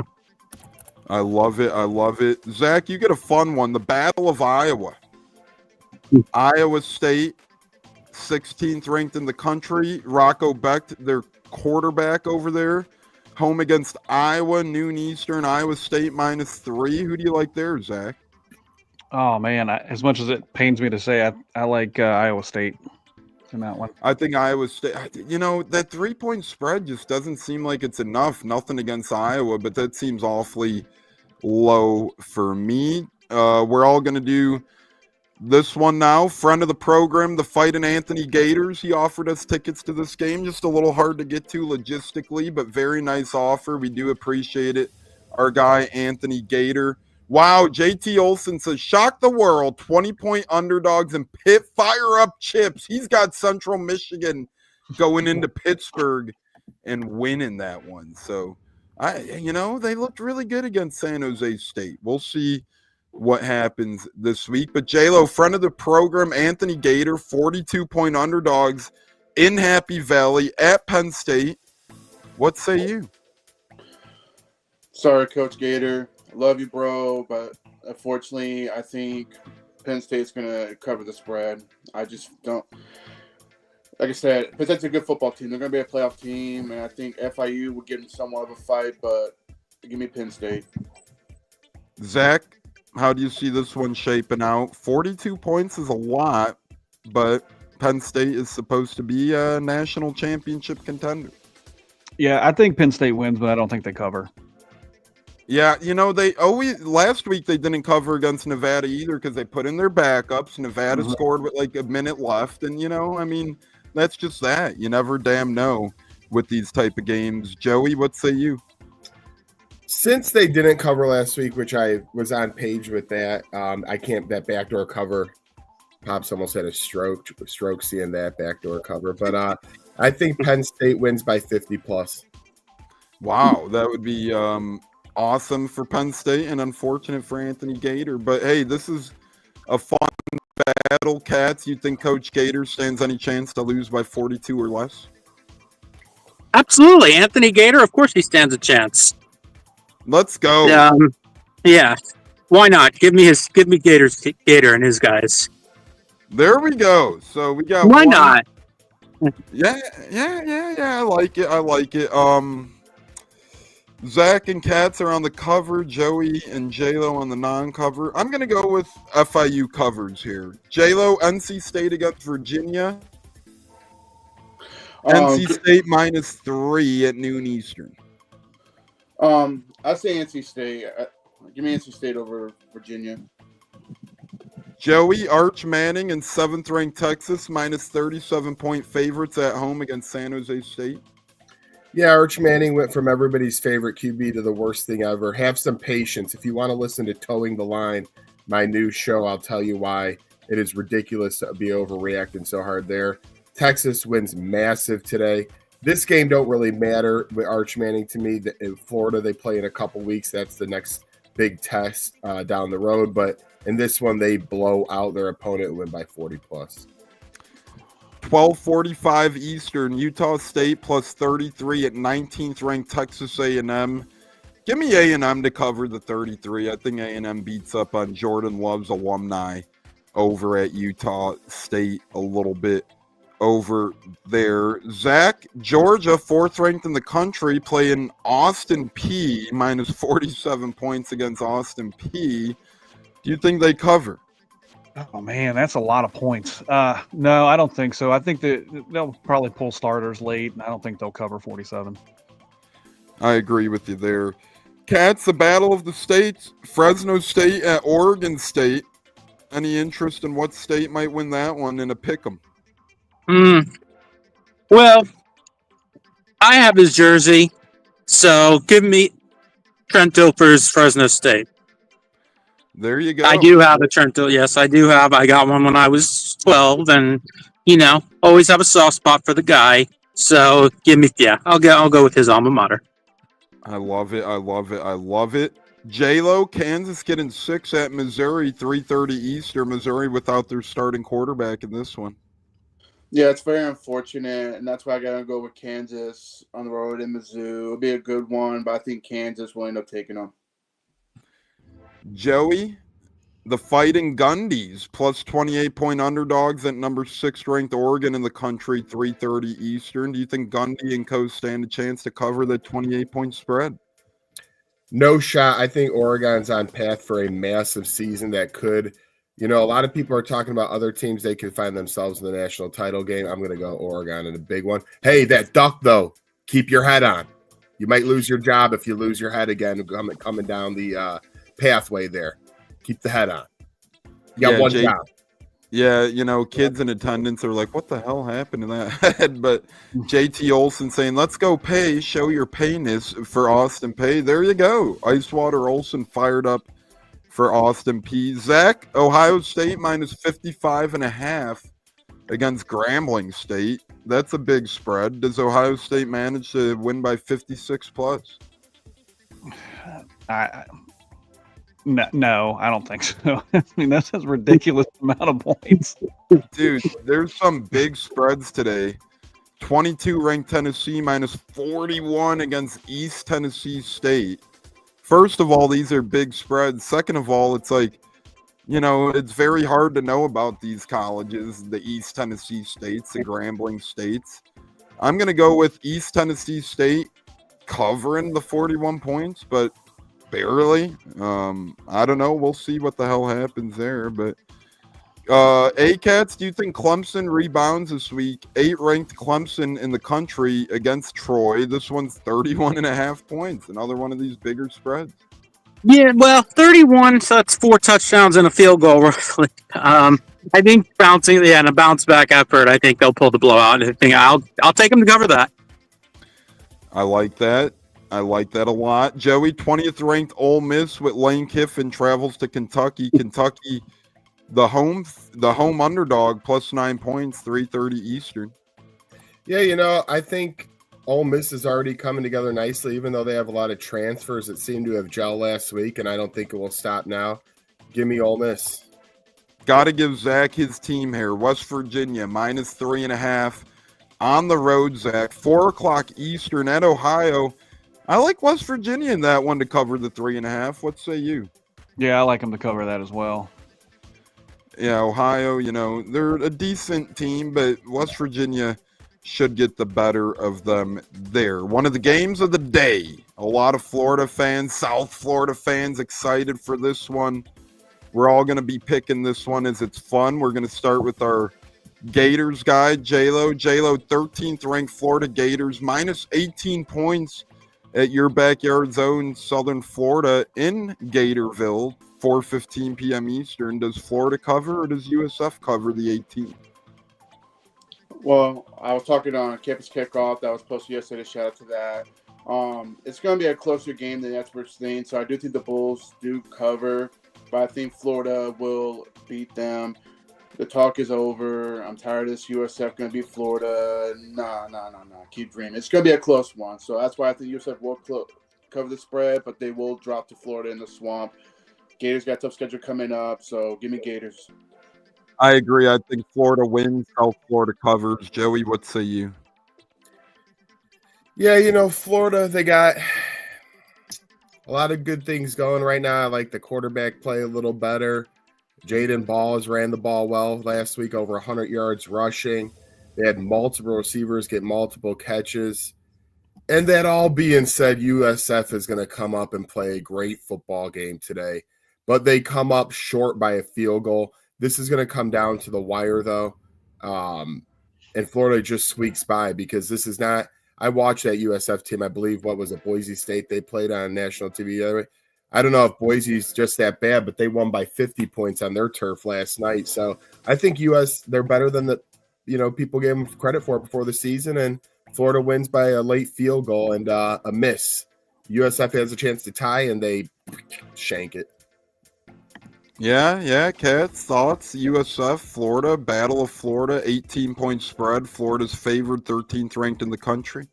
Yeah, and USF, I believe, was a 10-point underdog last week at home, if I'm not mistaken. Coach Golish has these guys playing really, really hard. I do like USF to cover. Do I think they'll win outright? If I had to bet on that, I'd say no. I think Florida will get the win, but I do think USF will play a very competitive game and will cover that 18. Zach, take us home, Florida, USF. Yeah, I agree with you, fellas. I think Florida wins it, but I think USF covers. I agree with you completely. I agree with all you gentlemen right there. We're all on the same page. J-Lo, 6 o'clock Eastern, 25th ranked Utah, minus 42.5, home against Cal Poly. I say Cal Poly covers. I don't think they're going to lose by that many points. So I say Cali covers. Joey, Army, they lost to Tarleton State last week. Army is plus 17 at Kansas State, 7 o'clock Eastern. Kansas State needs a big win here. They do, and they'll win by 30+ because Navy's the real team. I like that. I like that analysis a lot over there. Cats, Bill Belichick, could he rebound? North Carolina is minus 14 points at Charlotte today in a battle of Carolina. I mean, it can't go worse than last week, right? I don't know. I'm going to take Charlotte anyway. Hey, why not, right? That's a fun one there. Why not take Charlotte? Keep your lady off the sidelines. Yeah, for real. Well, she's the start bat Max boy. Johnson. Make sure you start Max. For real, though. Max Johnson threw a touchdown to his brother last week. He looked a lot better than the South Alabama transfer. But Zach, 12th ranked Arizona State, minus 6.5 at Mississippi State, 7:30 Eastern. That's a fun battle of the states right there. Yeah. I think Arizona State covers. Yeah. Joey, 10th ranked South Carolina in a mini rivalry game, minus 42.5 against South Carolina State. Give me South Carolina. J-Lo, 5th ranked Miami, Florida, taking on Bethune-Cookman, minus 55 points at home. I think Bethune-Cookman covers. They'll get beat, but not by 50. Yeah, I agree with that there. I'll take next one, Boston College, plus 3.5 at Michigan State. Give me Michigan State at home, minus the 3.5. I think that's tough for Boston College. They're still trying to learn their new quarterback and everything as such. Nebraska, time for Big Red talk with our Big Red Nebraskans in here. Joey, Nebraska's minus 34 at home against the Fightin' Akron Zips, who are 0-1 out of the MAC. 7:30 p.m. Eastern kickoff, Joey. Nebraska, Akron. Yeah, I wasn't as impressed as I wanted to be with Nebraska last week. I think they win, but I think they win by about 24 to 27 points, so no cover. Yeah, I think I agree. I think this is a look me pass game for Nebraska, right? They're going to be looking over Akron a little bit. And I think Akron plays them a little tougher than people expect. We're all going to do this one. Michigan, Oklahoma, J-Lo. Take us home. Michigan plus 5, 15th ranked Michigan at 18th ranked Oklahoma, 7:30 Eastern. Ooh, tough one.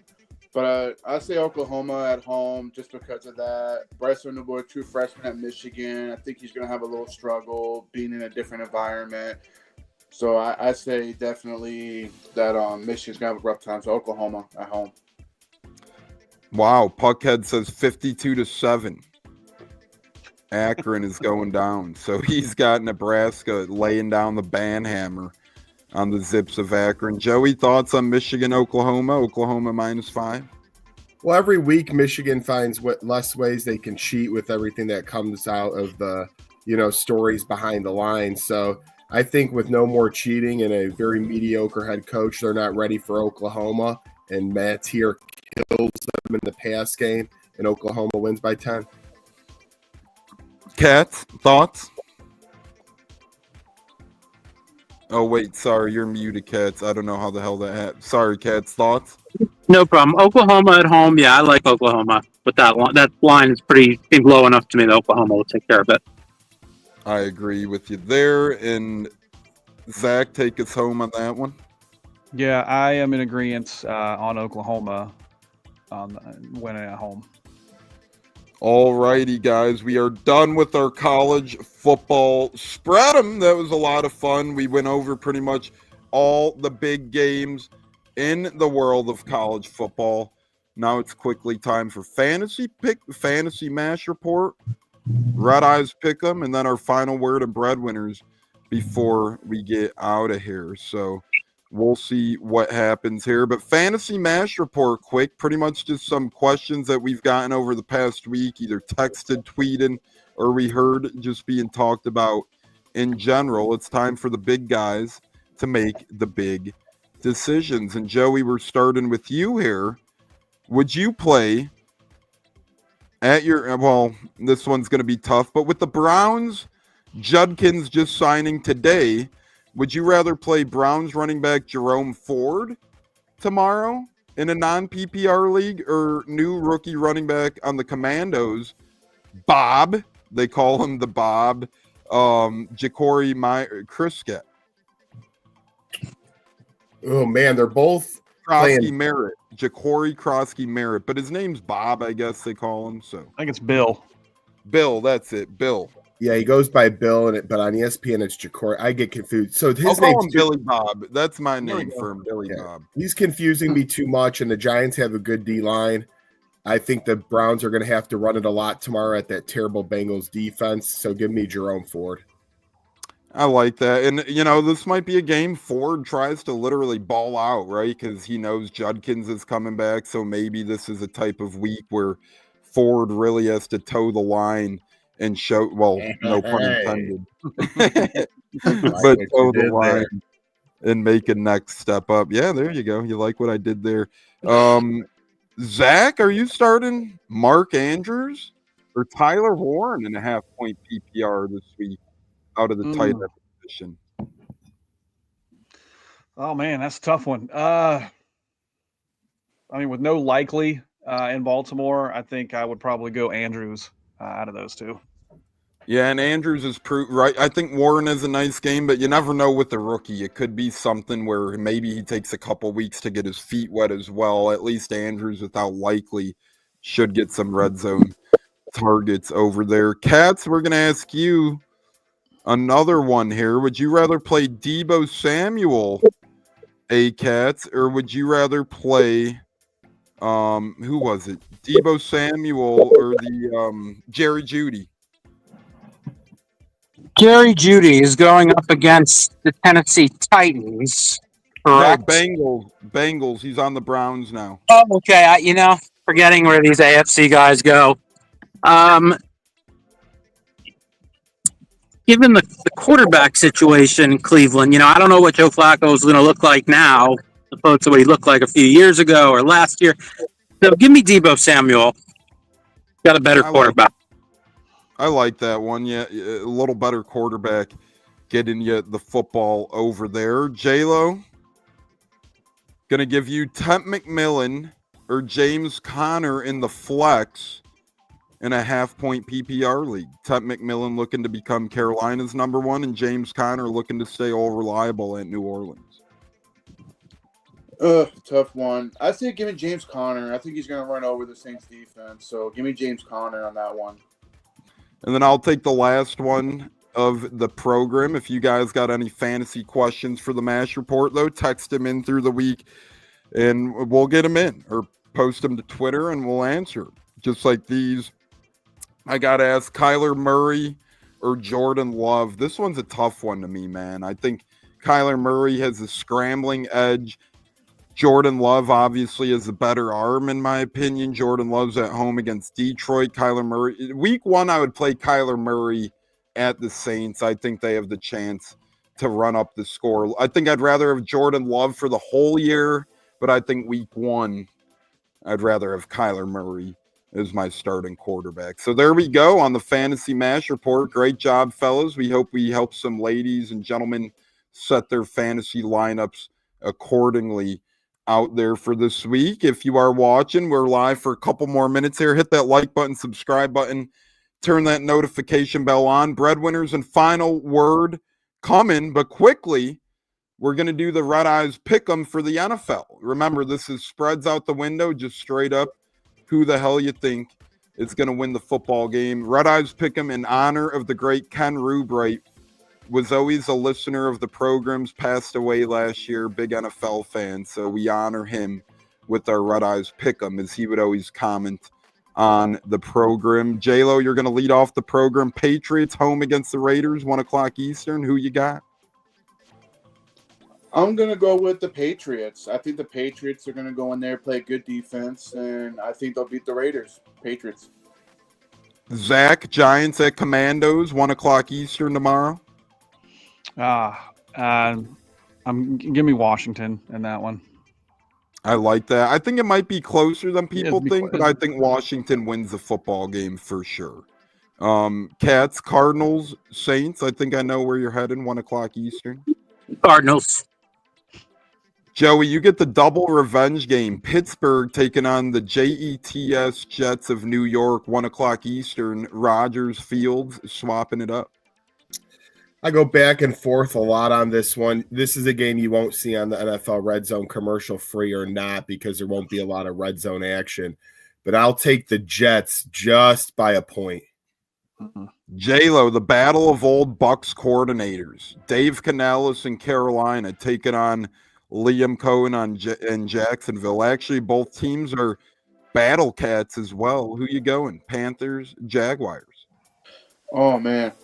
Tough one, but I'm going to give the edge to Dave Canales in his second year of head coach. Give me the Panthers beating the Jaguars.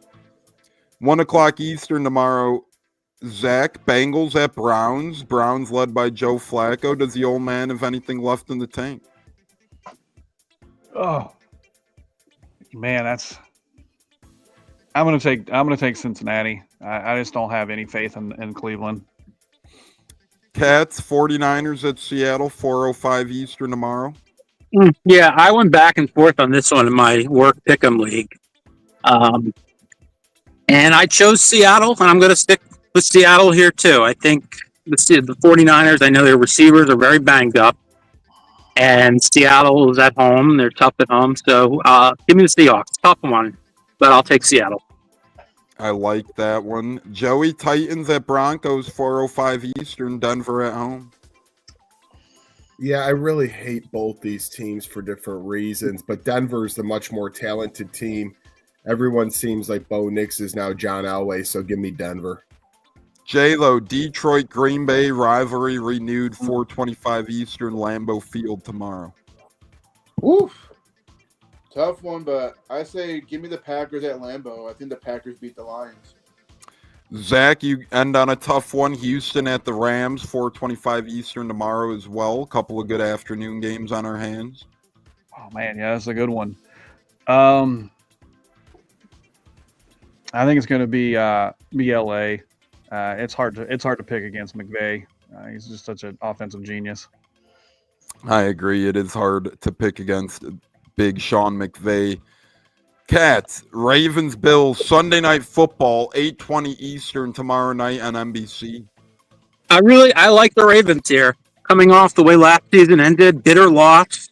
I think they exact revenge on the Bills too. I believe the Bills are favored in every game. Right away, I think. Give me Baltimore. Joey, take us home. Monday Night Football.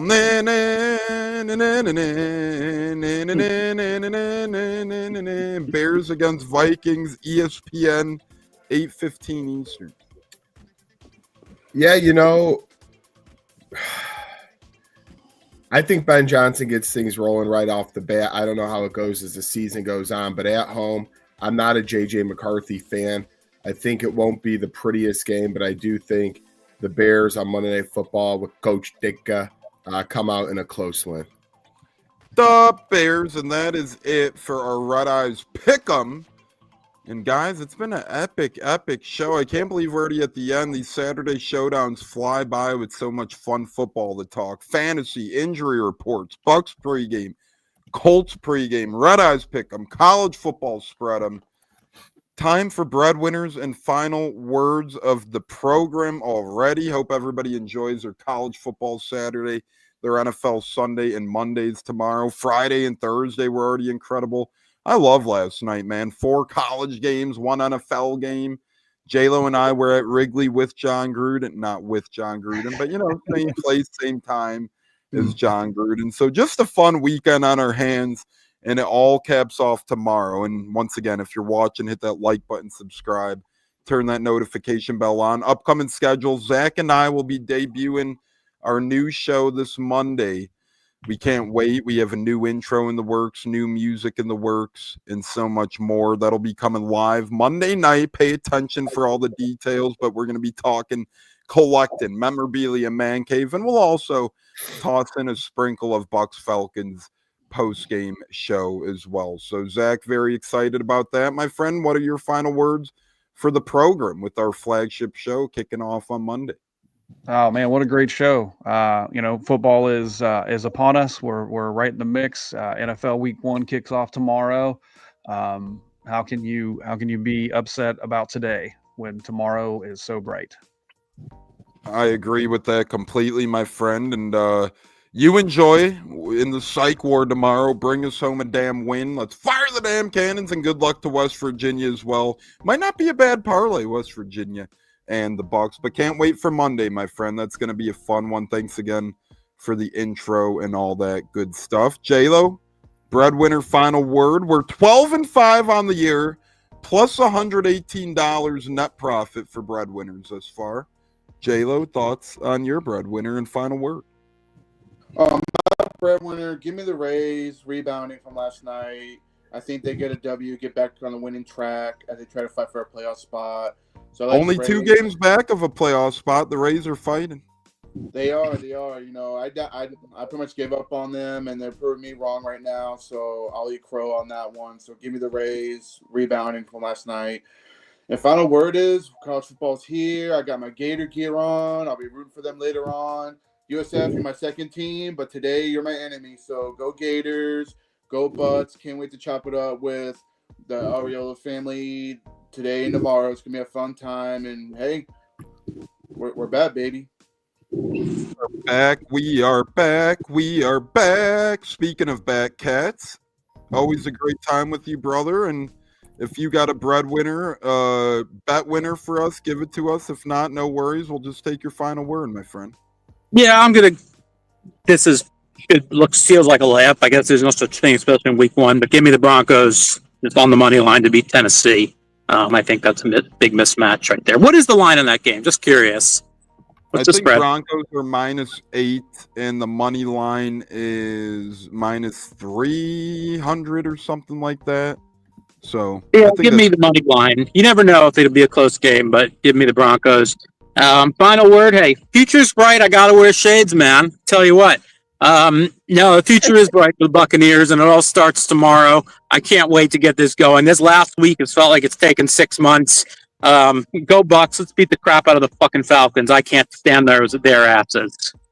Yeah, let's go. Fucking fire the damn cannons. Go Bucs, go Bucs, go Bucs, go Bucs. 3, 2, 1, touchdown Tampa Bay, touchdown Tampa Bay. I'm so bricked up for tomorrow, man. This is going to be incredible, awesome, fun fucking stuff on our hands. What a weekend of football. What a weekend of football. I love the Broncos pick. J-Lo with the Rays. Joey, who's your breadwinner and what's your final word? Yeah, I'm all bricked up. I got a Chubba Hubbard going right now. That's how good this day's going. So it's going to be an awesome Hubble. 24 hours. We talked about the game a little bit earlier. Rocco Beck's having a really good year for Iowa. Keep your hands up over there. I think you're not today. Hands are down. But no, I'm going with Rocco Beck in Iowa State -3.5 against Iowa. That team's rolling, and I expect them to win the conference. And my go-home comments on this, shout out John Cena, saw his last ever SmackDown appearance inside a wrestling ring in Chicago last night with over 16,000 fans. And we had the return of CM Punk's wife, AJ Lee. It was one of the best wrestling shows I've been to, and I was just very happy to be a part of Cena's last Chicago show. So can't wait for the Colts game, of course, but I'm going to enjoy today, and we're going to get to tomorrow. Yeah, that looked like a good time over there. So cool stuff. Allstate's always a good time, just 16,000 people. I could only imagine how that place smelt yesterday, but what can you do? A lot of people clamped into one, but I like Iowa State as well. I like that a lot as a breadwinner. That's a good pick to me. So good stuff with that. I'm gonna go with Liberty on the money line. Not a huge payout, but they're at Jacksonville State. Liberty money line 20 to win $10 for your college football liking out there. So give me Liberty out there on the money line to take home. And Neil, better late than never, my friend. Thanks for joining us. Hit that like button, turn that notification bell on, and subscribe on YouTube. And always remember, fire the damn cannons. Good luck Colts tomorrow. Good luck Bucs tomorrow. Today, let's go Florida, West Virginia, Penn State, whoever the hell you might be rooting for. Actually, I'm going to stick with Liberty, but I wanted West Virginia money line as my breadwinner as well. So We'll stick with Liberty since I said that, but I love West Virginia today. Good luck to Nebraska against Akron as well. Joey, J-Lo, Cat, Zach, Tampa Tones here on the Buccaneers. Wow, we got feet out. We got to get the hell out of here. See you next time. Fire the damn cannons and fuck Facebook for whatever the fuck you guys did to us today. Adios, God bless, and go Bucs. Fire the damn cannons. Have a great weekend. Love the shades, cats. Bro, we'll put it like that. Nice. What's it like? I was actually there in attendance in Cleveland for Coe's first career NFL touchdown, which was awesome. And, Awesome. it was a great game. You could hear me on camera. I was just screaming, "Say it ain't so, Coe! Say it ain't so!" Sadly, from there, the game kind of went off the rails a little. That was the last high moment of that game, but it was a great game. Overtime loss, fun time. But how was that moment for you? Seeing the first, whether it was on TV, in person, wherever you were, seeing his first NFL touchdown. How was that? Well, dude, I mean, we were at home because it was a away game. We don't travel to a lot of the away games because we can get into that later. But, to watch that and to think I wished I was there live. So to have your video was so cool. And just that, this is so cool. I mean, that was so cool for us. Catching it from Tom Brady, right? Like he's got the ball yet. I mean, first NFL touchdown means a lot, right? I mean, as a dad, this is so cool to see. And it was fun to watch. And, it didn't have the outcome we wanted, but still the same. What a memory! What a memory to have, right? So, and honestly, cool. those.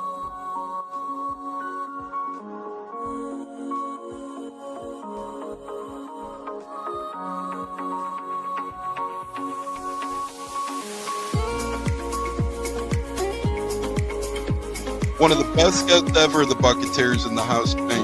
You guys hear him on Tampa radio all the time. He's one of the best in the business. My favorite personal in the business. That's why I'm elated tonight.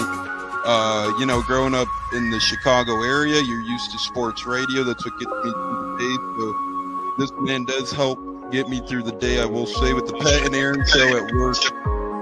Nothing like it. So it's incredible. It looks like we got Stunna bumbling in. I'm Tampa Tones. We are joined by lead goon tonight, host of the Pat and Aaron show of WDAE, Pat Donovan. And it sounds like Stunna is bumbling a little bit. Going to put him on mute for a second until that gets a little cleared. But we're joined by Pat Donovan. It looks like Stunna's hanging out with Cheech and Chong in a car with the windows up or something over there.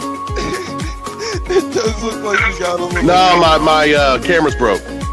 And he was trying to pull me in.